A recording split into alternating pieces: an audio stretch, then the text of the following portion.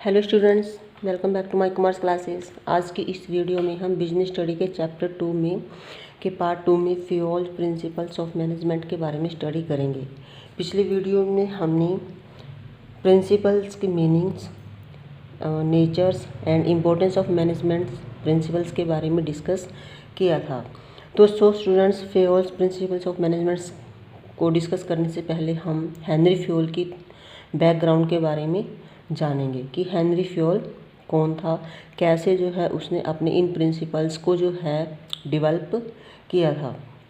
तो Henri Fayol birth in 1841 at France. He was a mining engineer. उसका जो birth था 1841 में हुआ था और वो एक जो है माइनिंग इंजीनियर था। माइनिंग मीन्स खानों का इंजीनियर, जो कि खान में से जो है हम जैसे कि कोयले की खान होती है, गोल्ड की खान होती है, तो इस प्रकार से जो है वो उसका इंजीनियर था। In 1866 when he joined a coal mining company at that time.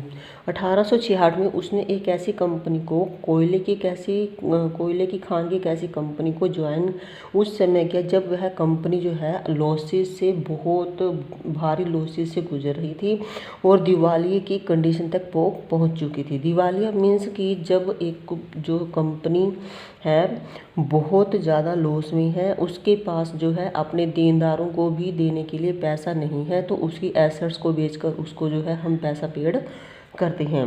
Henry fuel accepted the challenge. Henry fuel ने इस चैलेंज को एक्सेप्ट किया और उसने जो है अपने मैनेजरियल तकनीक को अप्लाई करके जो है उस कंपनी की सिचुएशंस को जो है उस कंडीशन से बाहर निकाला और सक्सेस किया।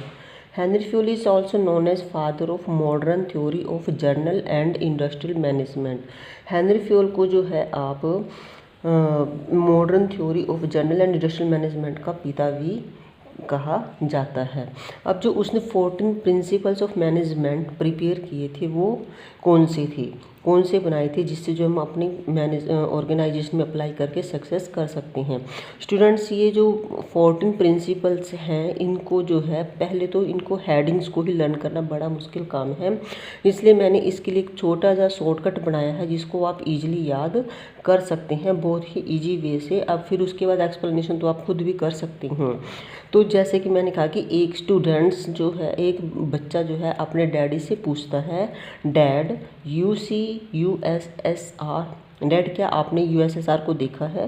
तो फादर कहता है, ओ आई सी, हाँ मैंने देखा है। अब मैंने ये एक जो है आपके पास स्टेटमेंट बनाई, इसके थ्रू जो है हम इसके 14 जो है प्रिंसिपल्स को लर्न ईजिली कर सकते हैं।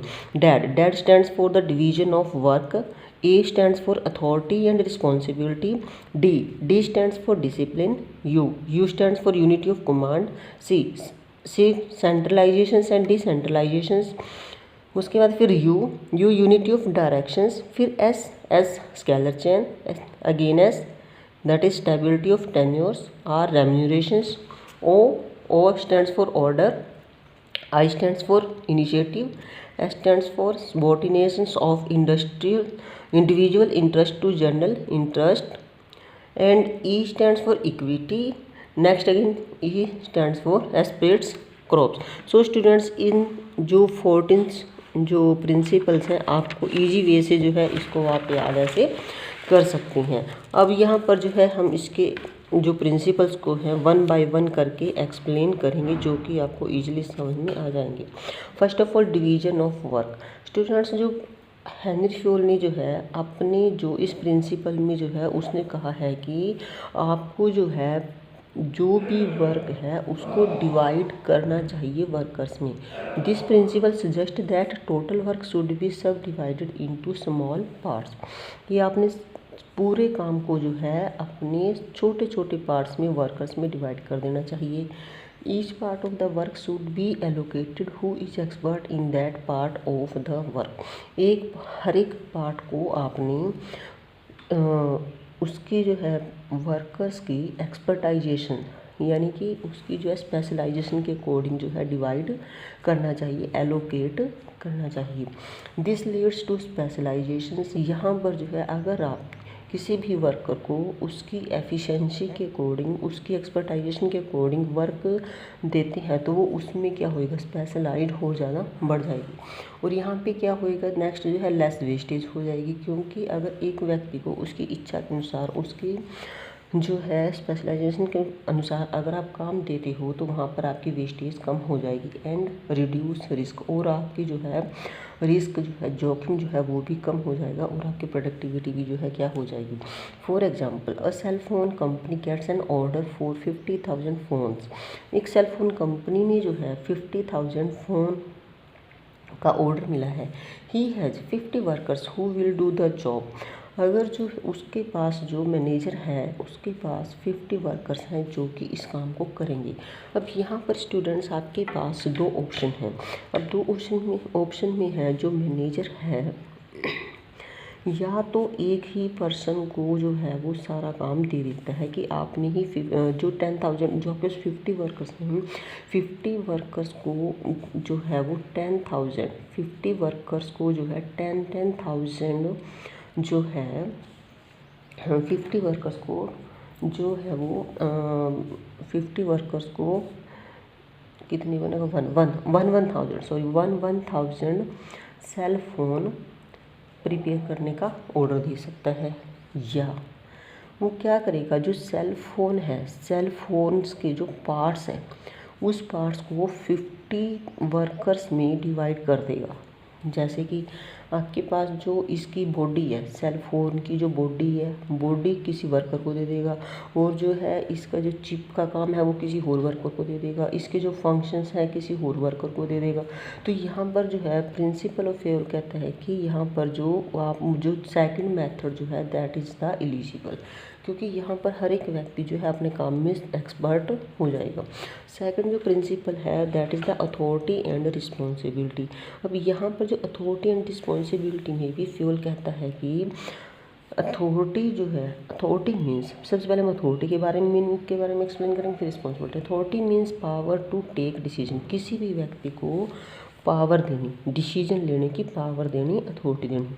Responsibility obligations to complete the assigned job on time. Responsibility का मीन्स है कि उस काम को, जिस काम के लिए उसको अथॉरिटी दी गई, उस काम को पूरा टाइम पर पूरा करने के लिए उसकी रिस्पॉन्सिबिलिटी होना। अब authority comes from official and personal factor. जो अथॉरिटी है वो किससे आती है, ऑफिशियल्स और पर्सनल फैक्टर से निकल कर आती है। Official authorities come from managers position.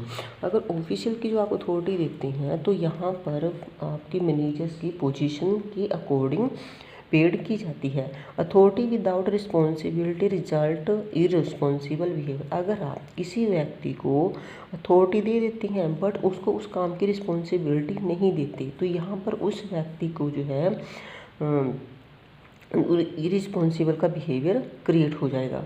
Responsibility without authority. अगर आपने किसी व्यक्ति को बोल दिया कि हाँ भैया आपने ये काम करना है तो उसकी रिस्पॉन्सिबिलिटी आपकी है, लेकिन उसको काम करने की अथॉरिटी, डिसीजन लेने की अथॉरिटी नहीं देते तो वो इनइफेक्टिव होएगा, उससे इसका कोई भी इफेक्ट नहीं पड़ेगा। So there must be a balance there too. इस करके यह ज़रूरी है कि अथॉरिटी एंड रिस्पॉन्सिबिलिटी के बीच में बैलेंस होना बहुत ज़रूरी है। फॉर एग्ज़ाम्पल अब हम इसको एग्जाम्पल से करते हैं। If any company manager has doubled the target of the production. यदि किसी कंपनी के मैनेजर को जो है ये टारगेट है कि वो अपने प्रोडक्शन का डबल जो है प्रोडक्शन करना है, टारगेट है कि डबल प्रोडक्टिविटी करनी है। Departments for the successive year, जो हमारा करंट ईयर है, प्रेजेंट ईयर है, इसमें आने वाले साल में जो है हमने डिपार्टमेंट्स को जो है डबल टारगेट करना है। तो यहाँ पर जो है अथॉरिटी ग्रांटेड टू अपॉइंट। यहाँ पर अगर किसी जो मैनेजर है जिसको हमने टारगेट रखा वो उसको क्या चाहिए कि वो जो है एक अथॉरिटी देगा अपने मैनेजर्स को कि ताकि वो जो है अपने वर्कर्स को अपॉइंट करने की, वर्कर्स फोरमैन या आगे जो भी डिपार्टमेंट्स के मैनेजर्स वगैरह हैं उनको अपॉइंटमेंट करने की उसको अथॉरिटी देनी चाहिए। और उसको अथॉरिटी को जो है जो है वो मतलब जो है उस रिस्पॉन्सिबिलिटी को, काम को पूरा करने की भी पूरी रिस्पॉन्सिबिलिटी देनी चाहिए कि आपको जो है जहाँ पर जो भी डिसीजन ठीक लगे वहाँ पर आप ले सकती हैं, बट मेरे को टारगेट चाहिए। अगर आप अथॉरिटी के साथ रिस्पॉन्सिबिलिटी भी देते हैं तो वहाँ पर जो आपका मैनेजर है वो अच्छे से काम करेगा और आपके टारगेट को अचीव करेगा। थर्ड पॉइंट है डिसिप्लिन।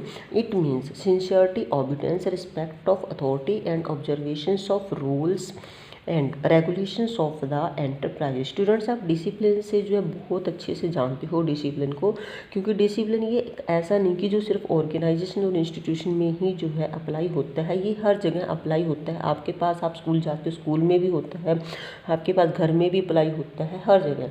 तो इसका मतलब क्या होता है कि आपको सिंसियरिटी, ओबीडियंस के अकॉर्डिंग, रिस्पेक्ट ऑफ अथॉरिटी, अपने जो अथॉरिटीज़ है उनकी रिस्पेक्ट करना, एंड ऑब्जर्वेशंस ऑफ रूल, जो आपके रूल्स हैं उसको ऑब्जर्व करना, रेगुलेशंस को, ऑफ द एंटरप्राइज, किसी भी एंटरप्राइजेस की एक डिसिप्लिन बना के रखना, ताकि जो है आपके ऑर्गेनाइजेशन में सभी वर्कर्स जो है काम ईजिली तरीके से कर सकें। A manager can present a good example to his subordinates by discipline himself. एक ऑर्गेनाइजेशन के लिए, कंपनी के लिए जो है एक मैनेजर जो है एक गुड एग्जाम्पल्स प्रेजेंट कर सकता है अपने सबॉर्डिनेट्स को के लिए, अपने आप को जो है डिसिप्लिन में रहकर। यहाँ पर हम बहुत सारे एग्जाम्पल्स ले सकते हैं, स्कूल्स में ले सकते हैं, ऑफिस में ले सकते हैं, या घर में भी ले सकते हैं, हाउस में भी ले सकते हैं। तो अब देखो, स्कूल में फॉर एग्जांपल अगर आप लेते हो कि आप क्लास में जाते हो, या आपके जो प्रिंसिपल्स हैं वो 1 घंटा लेट आते हैं, और जो है आपके टीचर्स हैं वो टाइम पर आते हैं। जो टीचर्स हैं वो भी 1 दिन या 2 दिन देखेंगे कि प्रिंसिपल्स जो हैं लेट आते हैं, हम टाइम पे आते हैं, तो वो भी क्या करेंगे, डिसिप्लिन को ब्रेक करेंगे, और वो भी जो है क्या करेंगे, आप भी जो है वो लेट आना स्टार्ट कर देंगे। ऐसे ही बच्चे जो है क्लास में भी जो है डिसिप्लिन मेंटेन करने के लिए ज़रूरी है कि एट द टाइम जो टाइम पर पहुंचेंगे, अगर टीचर आपका टाइम पर जाता है तो। Discipline is doing what you know. Discipline का मेन जो मतलब है कि ये है कि आप क्या करने जा रहे हो और आप क्या करना नहीं चाहते थे। नेक्स्ट जो पॉइंट है आपके पास students, that is the unity of command. अब यूनिटी ऑफ कमांड का मतलब होता है कि आपने किस डायरेक्शन, किस उसमें जो है आपकी जो कमांड है आपने कैसे देनी है। हर subordinates should receives order from one superior only and the accountable to that superior from he receives order. यहाँ पर ये बात जरूरी है कि एक सबॉर्डिनेट्स को, एक लेबर को, एक वर्कर को जो है एक ही अपने बॉस से जो है ऑर्डर मिलना चाहिए। ऐसा ना हो कि उसको जो है अपने कई बॉस से ऑर्डर मिल जाता है, तो इस चक्कर में जो है वो कंफ्यूज हो जाएगा कि मैं इस बॉस का काम पहले करूं या उसका करूं, तो इसमें इस चक्कर में वो किसी का भी काम नहीं करेगा। तो यहाँ पर देखो एग्जांपल्स के तौर पे मैंने बताया, जैसे एक सुपीरियर जो है एक सबॉर्डिनेट्स को जो है अगर ऑर्डर देता है, तो यहाँ पे presence of unity of command, इसके लिए वो खुद रिस्पॉन्सिबिलिटी, अकाउंटेबल होएगा भी, उसको जो है उससे अपने बॉस का काम करना है। सो अब यहाँ पर जो है आपके पास एग्जांपल्स के तौर पे मैंने ये भी बताया कि देखो, जैसे कि सुपीरियर्स जो है, अगर एक सबॉर्डिनेट्स को 2 सुपीरियर से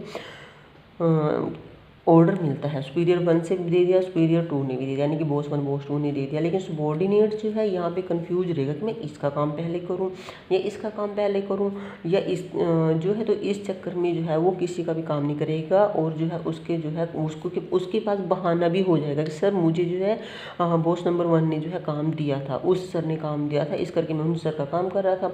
तो यहाँ पे क्या आ जाएगा, lack of unity of command. यहाँ पे जो है आपकी यूनिटी ऑफ कमांड में जो है कमी आ जाएगी। एग्जाम्पल से यहाँ पे हम ले सकते हैं, children in the house gate order from father and mother together.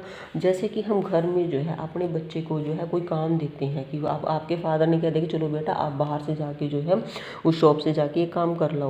अब मदर कह देते हैं कि हाँ बेटा चलो आप जो है अगर जो है ये जैसे कि कोई सब्जी चीरने का दे दिया, कोई भी काम दे दिया, तो यहाँ पर बच्चा क्या करेगा, बच्चे को अगर काम नहीं करना तो वो क्या कर देगा, एक्सक्यूज़ कर देगा, मेरे को तो पापा ने जो है बाहर भेजा है इसलिए मैंने नहीं किया, और जो है पापा को बोल देगा कि मेरे को तो मम्मा ने ये काम दिया था इसलिए मैं नहीं कर पाया। तो यहाँ पे जो है आपकी लैक ऑफ जो है यूनिटी ऑफ कमांड आ गई। अब नेक्स्ट है यूनिटी ऑफ डायरेक्शंस। अब स्टूडेंट्स, यूनिटी ऑफ डायरेक्शंस में आपके पास one head one plan which means that there should be one plan for a group of activity having similar objectives, यानी कि एक व्यक्ति को आपको एक ही प्लान देना चाहिए, एक ही प्लान के अकॉर्डिंग काम करना चाहिए। A group of activity having similar objectives, यानी कि जो ग्रुप ऑफ एक्टिविटी होती है उसको सभी को जो है एक जो है डायरेक्शंस में काम करना चाहिए। जैसे अब ये देखो, ये आपकी जो है ये डायरेक्शन है, ठीक है जी, ये डायरेक्शन है। अब जो भी यहाँ पर आपको काम करना है, जिस भी व्यक्ति ने काम करना है, तो आपका जो गोल है, टारगेट है, जो भी आपके पास टारगेट है वो इस व्यक्ति का जो सिमिलर ऑब्जेक्टिव है, इसके लिए जो है ये जो वर्कर्स हैं आपके पास, इन सभी ने जो है इस वर्कर के लिए काम करना। यहाँ पर हम एक बेस्ट एग्जांपल दे सकते हैं चींटियाँ का। जैसे कि चींटियाँ आपने देखी होंगी, अगर कोई आपको उनको कोई भी जो है फूड मिल जाता है, उसको सभी मिलकर जो है एक ही डायरेक्शन में अपने घर पर लेके जाते हैं, पूरा जोर लगा देते हैं कि उसको खींच के अपने घर पर लेके जाते हैं। इसी प्रकार जो सभी वर्कर्स का, सभी मैनेजर्स का जो मेन जो टारगेट होता है वो क्या होता है कि हमने एक ही डायरेक्शन में काम करना है।